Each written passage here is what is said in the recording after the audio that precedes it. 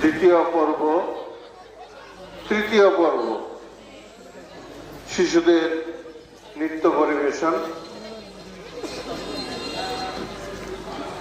নৃত্য পরিবেশনা পরিচালনা করবে পল্লব মজুমদার।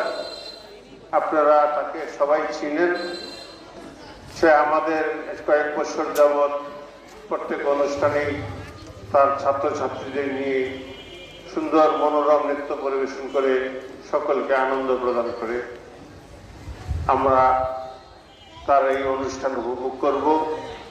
আপনারা সকলে আসন গ্রহণ করুন, প্রসাদও পাবেন, অনুষ্ঠানও দেখবেন, দুইটাই চলতে থাকবে।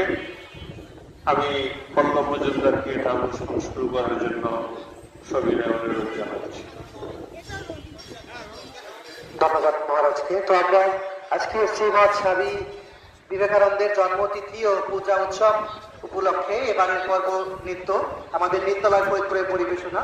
তো প্রথম নৃত্য নিয়ে আসছে প্রীতি সাহা।